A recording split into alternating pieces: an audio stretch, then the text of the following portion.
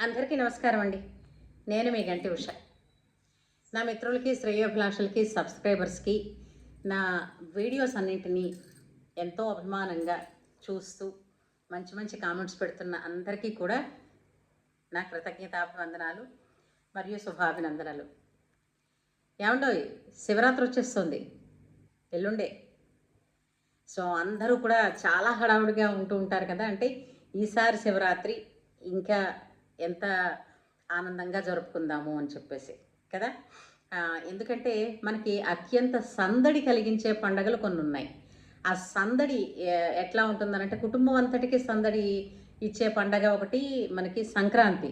మొత్తం అందరం కలవడాలు అవన్నీ. మిగిలిన పండగలు ఏంటంటే కొంచెం చిన్నవి అయినప్పటికీ కూడా పెద్ద పండగ సంక్రాంతి. అట్లాగే మళ్ళీ మనకి శివరాత్రి కూడా. అయితే ఈ శివరాత్రి విశేషం ఏమిటి? ఎందుకు శివరాత్రికి ఉపవాసం ఉండాలి, జాగరం ఉండాలి, ఉపవాసం ఉన్నప్పుడు ఏమిటి తినాలి, అవే ఎందుకు తినాలి, ఇలాంటివన్నీ కూడా మనకి తరచుగా వచ్చే సందేహాలు అనమాట. అంటే ఎప్పటి నుంచో ఎన్నో వీడియోస్ చూస్తున్నాం, మహానుభావులు అందరూ చెప్తున్నప్పటికీ కూడా మనకేంటంటే దేవుడు అనంటే కొంచెం భయపెట్టి చెప్పారు. ఎందుకని అలా భయపెడితే ఇప్పుడు చూడండి, పిల్లలకి భోజనం చేసేటప్పుడు బూచాడు వచ్చేస్తాడు తినేసేయి అని అలా మనం చెప్తూ ఉంటాం కదా. ఎందుకని? అది పిల్లలకి ఆరోగ్యం, వాళ్ళకి ఏంటంటే భయం కాదు అక్కడ ముఖ్యమైనది, వాళ్ళకి ఆ విధంగా ఆహారం పెట్టడం అన్నది ముఖ్య ఉద్దేశం. కానీ రాను రాను మనకి భగవంతుడు పూజ విషయాల్లో ఏమిటైపోయింది అని అంటే భయం నెగటమే నిలిచిపోయింది. అది ఒక బలహీనత అయిపోయింది. అయితే దేవుడు అంటే భయంతో కూడిన బలహీనత తప్ప నిజమైన ప్రేమ భక్తితో ఉండి మానసికంగా అటాచ్మెంట్ పెట్టుకోవడం అన్నది చాలా తక్కువ అయిపోయింది. సరే, అయితే ఇంతకీ మనకి ప్రతి ఏ పండగకి ఏ విధమైన ఆహారం తినాలి, ఎలా ఉండాలి, ఇలాంటివన్నీ కూడా మనకి పర్ఫెక్ట్గా డిజైన్ చేసినటువంటి అద్భుతమైనటువంటి సైంటిస్టులు మన ఋషులు. ఇది కేవలం మన హిందూ సనాతన ధర్మంలో ఉన్నటువంటి అసలైన సిసలైన ముఖ్యమైన విషయం అన్నమాట. అవునా కాదా? ఎందుకంటే వాళ్ళు మానవతని, మానవ సృష్టిని, అంటే విశ్వ సృష్టిని కాపాడడం కోసం, అది ప్రకృతితో కలిసి అంటే హార్మనీగా ఉండడం కోసం ఎప్పుడెప్పుడైతే కాస్మిక్ ఎనర్జీ భూమి మీదకి దగ్గరగా వస్తుందో ఆయా రోజులలో ఏ విధమైనటువంటి ఆహారం తినాలి, ఏ విధమైనటువంటి నియమనిష్టలతో నియమాలతో జీవితాన్ని మనం గనక గడిపితే అది ఎక్కువ దీర్ఘాయుర్దాయంతో పాటు పూర్ణమైనటువంటి ఆరోగ్యాన్ని, పూర్ణమైన ఆరోగ్యం ఉన్న వ్యక్తి స్వచ్ఛమైన ఆలోచనలు ఆలోచిస్తారు తప్పించి ఎక్కడా కూడా వేరే అంటే నీచపుట ఆలోచనలు రావు. అది సో ఈ విధంగా శారీరక ఆరోగ్యం అంటే ఆధ్యాత్మికత, ఆది భౌతికం అన్నీ కూడా మనకి వన్ ప్యాకేజ్లో, సింగిల్ ప్యాకేజ్లో ఇచ్చింది మన సనాతన ధర్మం. అంతే తప్ప మీకు అన్ని ఇంతమంది దేవుళ్ళు ఎందుకు, ఇన్ని పూజలు ఎందుకు అని ఈ ఇతర ఎడారి వాళ్ళు అంటున్న మాటలు అవన్నీ. కానీ వాళ్ళకి తెలియని టెక్నిక్ ఏంటంటే మన హిందూ సనాతన ధర్మంలో ఉన్నటువంటి ఈ ఋషి సాంప్రదాయం అపూర్వమైనది, అనన్యమైనది, వేరే ఎక్కడ ఇతరులకి లేనటువంటి భాగ్యం. అది ప్రతి హిందువుడు చేసుకున్నటువంటి పుణ్యం, అదృష్టం కూడా. అయితే ఎందుకు ఈ ఉపవాసం పెడతారు? సహజంగా ఉపవాసం అనేసరికి ఏంటంటారు, ఒకరోజు కంప్లీట్గా లివర్కి రెస్ట్ ఇచ్చేద్దాం. ఇచ్చేయడం వలన ఏంటవుతుంది, తనని తాను తిరిగి రిజువనేట్ చేసుకోవడానికి తనకి ఉపయోగపడుతుంది. అంటే ఏంటి, చూసారా, ఈరోజు ఖాళీగా తినకుండా ఉన్నాం అనుకోండి, ఏదో 2-3 రోజులకి అంటే కొంచెం అరగవలసినవి ఇంకేమైనా ఏమన్నా ఉన్నాయంటే అలాంటి వాటిని అన్నిటినీ క్లీన్ చేసి పడేస్తుంది. దానికి ఆ రోజు టైం దొరుకుతుంది. అంతేకాకుండా శరీరంలోని ఎక్కడెక్కడైతే ఇబ్బంది కలిగించే విషయాలు ఉన్నాయో వాటి మీద తను ఎన్కౌంటర్ చేసి మనకి సంపూర్ణమైన ఆరోగ్యాన్ని ఇవ్వడానికి ఉపయోగపడుతుంది. కాబట్టి నీరు తాగండి. నీరు తాగడం వల్ల ఏంటవుతుంది, ఎప్పుడెప్పుడైతే ఈ ఈ ఈ టాక్సిన్స్ మిగిలిపోయినవి ఏమైనా ఉన్నాయో ఆ నీటి ద్వారా మళ్ళీ బయటకి వెళ్ళిపోతాయి. అందుకని నీరు తాగండి, ఇంకేమీ తాకండి అన్నారు. అయితే ఆ తర్వాత కాఫీ తాగొచ్చండి అంటే ఏకాక్షరి తాగుతావా, ద్వయాక్షరి తాగుతావా, త్రయాక్షరివా, నువ్వు తాగేది ఏమిటని అచ్చమైన తెలుగులో అడుగుతూ ఉండేవారు. నీకేమిటి కావాలి, ఏకాక్షరివా ద్వయాక్షరి? అంటే ఏకాక్షరి అంటే టీ, ద్వయాక్షరం అనంటే అంటే కాఫీ, త్రయాక్షరం అనంటే ఏంటంటే క్షీరం, పాలు. అంటే ఈ విధంగా మాట్లాడుకునేవారు కోడు భాషలో. సరే, వాటిని కూడా ఇప్పుడు చేర్చేశారు. అవి కూడా పానీయం కిందే లెక్క కాబట్టి మీరు ఉపవాసం ఉన్నా కాఫీ తాగొచ్చు, పాలు తాగొచ్చు, టీ తాగొచ్చు అని చెప్పారు. కానీ యాక్చువల్గా ఏంటంటే ఆ రోజున కేవలం నీరు తాగొచ్చు పూర్తిగా. ఇంకా నేను ఉండలేను బాబు అని అనుకున్న వాళ్ళు ఏమైనా ఉంటే సాత్వికమైనటువంటి అంటే కొన్ని ఫలాలు ఉన్నాయి, ఆ ఫలాలు తినవచ్చు. ఇంకా అంతకన్నా కూడా ఇంకా పెద్ద వయసు పెద్ద అయిపోయింది వాళ్ళు ఉండలేరండి అని అనుకున్న వాళ్ళు కందమూలాలు ఉడికించు. అంటే ఏంటి, ఉప్పు కానీ కారాలు కానీ మజ్జిగ కానీ ఇలాంటివి ఏవి లేకుండా ఉన్నవి తినమని చెప్తూ ఉండేవారు అనమాట. సో ఈ ఉపవాసం అన్నది శరీర ఆరోగ్యం పెరగడానికి, తిరిగి ఆ రోజు ఇచ్చిన రెస్ట్ వల్ల ఏంటంటే చూసారా మనకి మిల్లు ఆడేవాడు కూడా ఒక పని చేస్తూ ఉంటాడు, ఇవాళ మిల్లు ఏమి ఆర్డర్ అండి బంద్, అవన్నీ మొత్తం ఆ మిషన్స్ అన్నీ ఆ బ్లేడ్స్ అన్నీ క్లీన్ చేసుకుంటాడు అన్న అవుతుంది, మళ్ళీ మన్నా నుంచి మిషన్ రన్ అవుతుంది. అందుకోసం అంటే అదొక ఉదాహరణ కింద చెప్పాను అనుకోండి. సో లివర్కి కొంత రెస్ట్ అన్నది అప్పుడప్పుడు అవసరం. అందుకే మనకి ఏకాశికి అంటే ప్రతి ఏకాశికి కూడా ఉపవాసం ఉండడం, ఆ ఏకాశి రోజున కూడా రాత్రిపూట జాగరణ చెయ్యడం అన్నది ఒక విధిగా మనకి ఒక సంప్రదాయం కింద కల్పించారు. అంతేకాకుండా ద్వాదశి పాలన మన్నాడు సూర్యోదయమైన తర్వాత ఒక గంటన్నర ఆ సమయం వరకు అనుకుంటా అప్పుడు భోజనం చేసేయాలి, అలా అయితేనే ఇది పాటించండి అని చెప్తూ ఉండేవారు.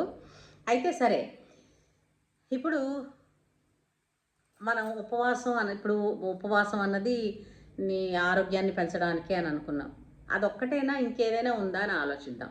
ఇప్పుడు చూడండి, మనకి చిన్నప్పుడు ఒక పెన్సిలిన్ కానీ ఇలాంటిది ఏదైనా ఇంజెక్షన్ వేసేటప్పుడు లేదంటే కొన్ని యాంటీబయాటిక్స్ మనకి ఇచ్చేటప్పుడు బాడీలోకి ఇచ్చేటప్పుడు ఏం చెప్తారు అని అంటే కొన్ని మెడిసిన్స్కి ప్రత్యేకించి ఇప్పుడు నువ్వు ఖాళీ కడుపుతో ఉంటే ఈ మందు వేసుకోవాలంటారు.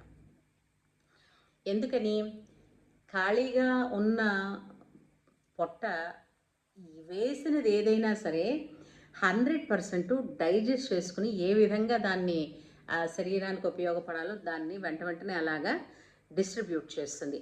అదే లోపల కడుపులో ఇంకా వేరే ఏదో ఆహారం తినేసి ఉన్న మీదట ఈ మెడిసిన్ వేసుకున్నామని అనుకోండి, అది దాని ఎఫెక్ట్ బాడీ మీద పడడానికి ఒక చాలా తక్కువ ఉంటుంది. అంటే ఇప్పుడు వేరే ఉపవాసంతో ఉన్న వాళ్ళకి వేసుకున్నారనుకోండి ఏదైనా, అంటే ఇప్పుడు ఈ విధమైనటువంటి వాళ్ళు డాక్టర్స్ ప్రత్యేకించి నువ్వు ఏమి తినకుండా ముందు ఈ మందు వేసుకో అంటుంటారు కదా, అలాంటి వాటికి అప్పుడు అదేంటవుతుందంటే సెంట్ మనకి ఉపయోగపడుతుంది అని అనుకుంటే ఏదైనా కడుపులో తిన్నాం అనుకోండి కొంచెం తగ్గుతుందనమాట. ఎంతో 30% మాత్రమే మనకి ఉపయోగపడేటట్టు, మిగిలింది బయటికి పోతుందేమో అని అన్న ఉద్దేశంతో కూడా కొన్ని ఉంటాయి, ఆ ఉద్దేశం కూడా ఉంటుంది.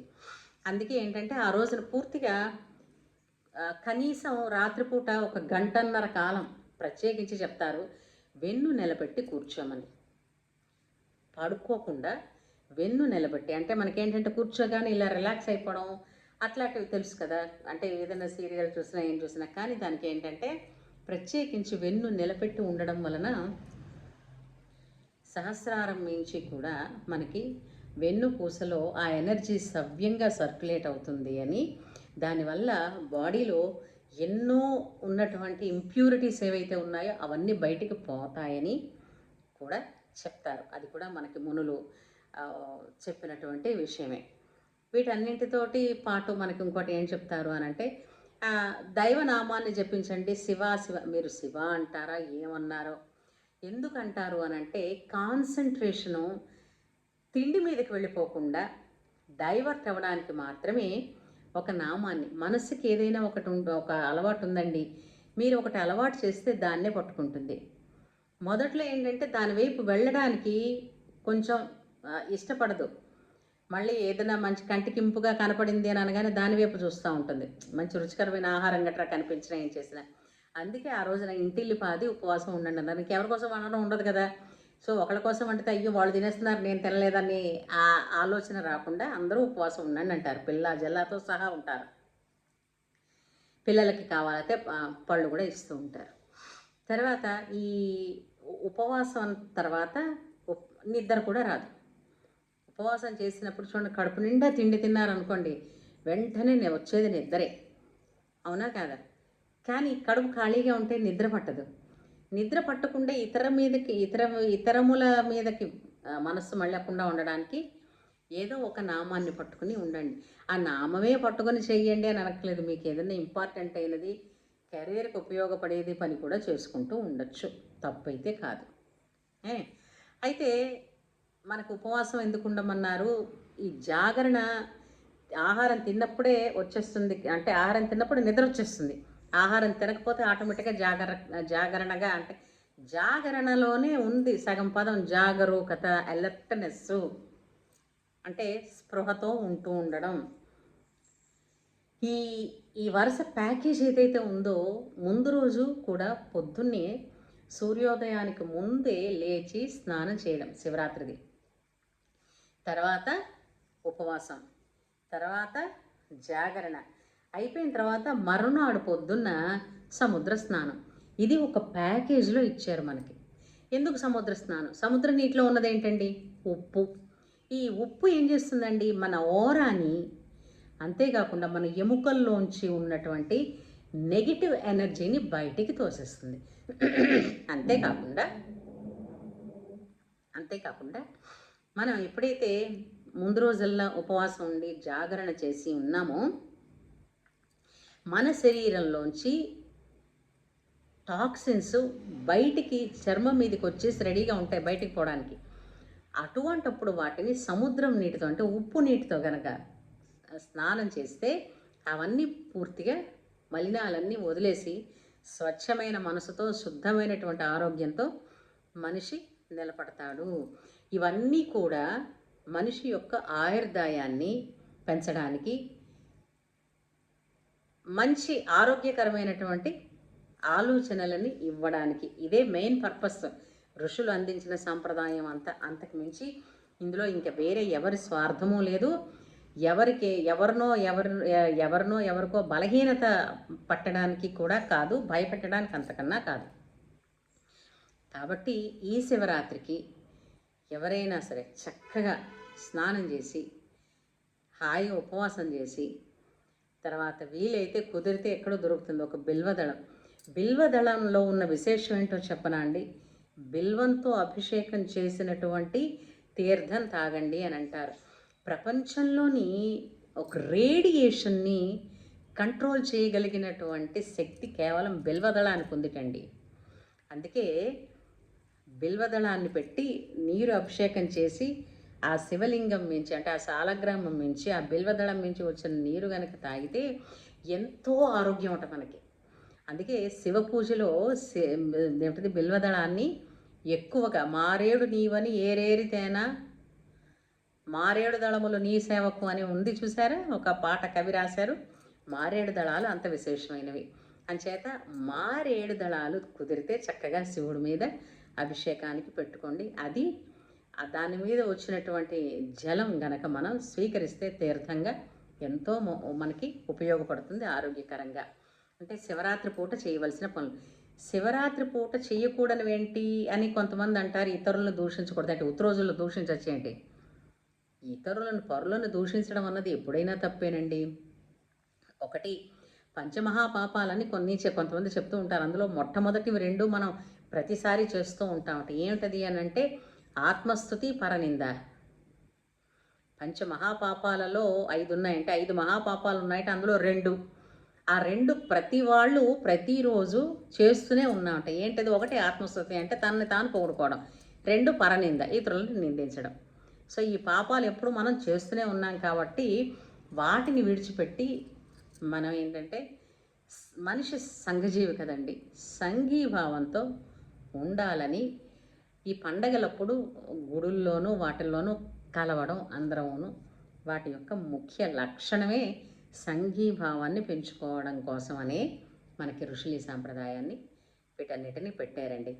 అయితే ఈసారి శివరాత్రి కూడా ఇలాగే అందరూ చక్కగా జాగరణ చేసి, అంటే ఉపవాసంతో పాటు జాగరణ చేసి, కుదిరిన వాళ్ళు సముద్రాలకు వెళ్ళి స్నానం చేసి, కుదరని వాళ్ళు ఎవరిళ్లలోనే వాళ్ళు స్నానం చేసి, మరునాడు కూడా రాత్రి పడుకున్నారనుకోండి. ముందు రోజుల్లో జాగరణ చేసి మన్నాడు రాత్రి వరకు మధ్యాహ్నం పడుకోకుండా ఉండి రాత్రే పడుకున్నారనుకోండి, ఎప్పుడైనా స్లీపింగ్ డిజార్డర్స్ ఎప్పుడైనా ఉన్నాయనుకోండి, అంటే చూసారా 2 రోజులకు ఒకసారి ఏంటో నిద్ర పడుతుందండి, మళ్ళీ వదిలేస్తూ ఉంటుందండి, అవన్నీ ఆ సైకిల్ ఎప్పుడైతే ఆ బ్రేక్ అయిపోయిన సైకిల్ అంతా ఇప్పుడు సెట్ అయిపోతుంది అనమాట. కంప్లీట్గా మనిషి ఆరోగ్యవంతుడిగా తయారవుతాడు. చెప్పినట్లుగా ఋషులు చెప్పింది చేస్తే, ఋషులతో పాటు మన పైత్యం కలుపుకుంటున్నాం కాబట్టి దేశంలో హాస్పిటల్స్ ఎన్ని పెరిగినా కూడా రోగాలు కూడా అంతకన్నా విచిత్రంగా పెరిగిపోతున్నాయి. కాబట్టి సనాతన ధర్మం చెప్పింది ఏంటంటే, మానవ మనుగడ హాయిగా సుఖవంతంగా సౌభాగ్యవంతంగా శ్రేయస్కరంగా ముందుకు నడవడం మాత్రమే. ఇది తెలుసుకుని సనాతన ధర్మాన్ని గౌరవిద్దాం. అందులో ఋషులు చెప్పినటువంటి నియమాలని ఆచారాలని కొద్దో గొప్పో వీలైనంత కుదిరినంత సాధ్యమైనంత పాటిద్దాం. ఏమంటారు? జై శ్రీరామ్, నమశివాయ. సో అందరికీ కూడా శివరాత్రి వస్తున్నందుకు ముందుగానే శుభాకాంక్షలు తెలియజేసుకుంటూ సెలవు.